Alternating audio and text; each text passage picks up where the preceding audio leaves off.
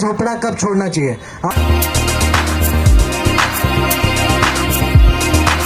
नमस्ते, मैं हूं मुमताज। आप देख रहे हैं DSPC न्यूज। देखेंगे ताज़ा खबरें विस्तार से। मेरा 30 प्रश्न आपका खत्म हो गया, तो मैंने आपको बता दिया झोपड़ा कब छोड़ना चाहिए। अब आपको डिसाइड करना है कि आपका एनेक्चर में नाम नहीं है तब पर भी छोड़ना है, तो डिसीजन आपका है, क्योंकि घर आपका है। ठीक है, आपको अगर भाड़ा नहीं मिला और आपको घर छोड़ना चाहिए तब पर भी कैसा डिसीजन आपका है। आपके प्रोजेक्ट का परमिशंस नहीं है फिर भी आपको कैसा है झोपड़ा छोड़ना है, तो डिसीजन आपका है।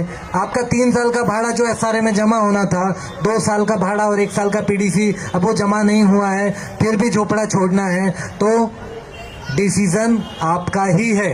हर एक चीज, हर एक डिसीजन आपका ही है, क्योंकि कैसा है, क्योंकि घर आपका है और आपसे बढ़िया आपके घर के बारे में कोई भी डिसीजन नहीं ले पाएगा।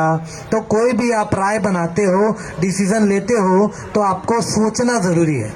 ठीक है, कि घर खाली करना है, अगर हैंडओवर करना है तो क्या करना है। ठीक है, तो आपको याद आना चाहिए। अगर आपको नहीं भी याद आया तो आपने क्या करना है, SRA इन्फॉर्मेशन यूट्यूब पे चैनल है, उस पर सिर्फ इतना ही डालना है, SRA में घर कब छोड़ना चाहिए, फटक से हमारा वीडियो आ जाएगा।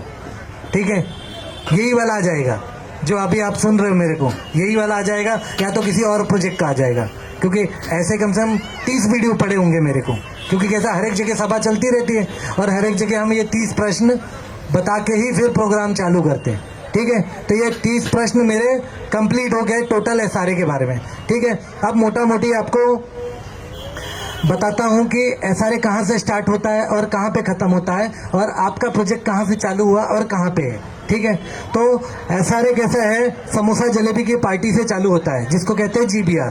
ठीक है, GBR हो गया। GBR होने के बाद में आपका प्रपोजल, डेवलपर क्या करते हैं, आपसे कंसेंट एग्रीमेंट करते हैं और आपका प्रपोजल डालते हैं। प्रपोजल डालने के बाद में आपका एनेक्चर 2 आता है, सर्वे होता है, बायोमेट्रिक होता है, एनेक्चर 2 आता है। एनेक्चर 2 आने के बाद में आपका इंडिविजुअल एग्रीमेंट, व्यक्तिगत करारनामा होता है। एनेक्चर के बाद में गलतियां करते हैं लोग कि डेवलपर आता है आपके प्रोजेक्ट में, व्यक्तिगत करारनामा पहले दिन ही साइन कराने लगता है, क्योंकि कैसा है, कल के डेट में इनके दिमाग में कोई कीड़ा डाल के तो ना चला जाए। और हम क्या कहते हैं, एनेक्चर 2 आ जाने के बाद में आपका इंडिविजुअल एग्रीमेंट साइन होना चाहिए, क्योंकि वो जो इंडिविजुअल एग्रीमेंट है 51% वही SRA में जमा करना है LOI के लिए।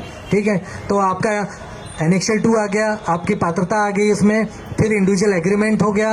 इंडिविजुअल एग्रीमेंट के बाद में LOI आएगी, LOI के बाद में आपका IOA आएगा, IOA के बाद में आपका CC आएगा।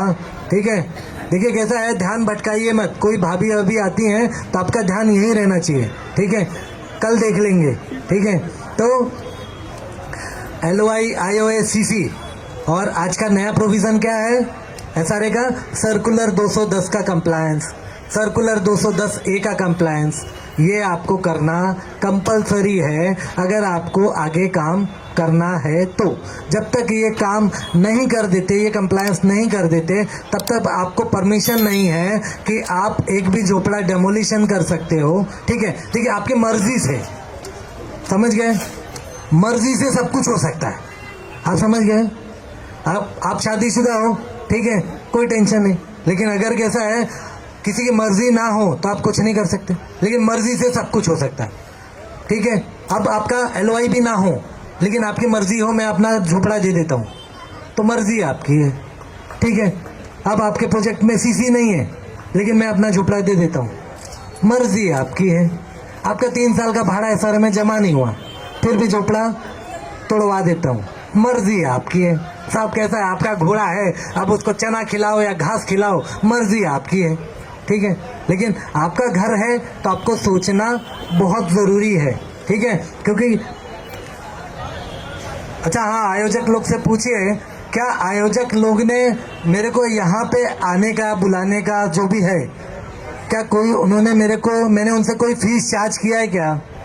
नहीं, कोई फीस नहीं।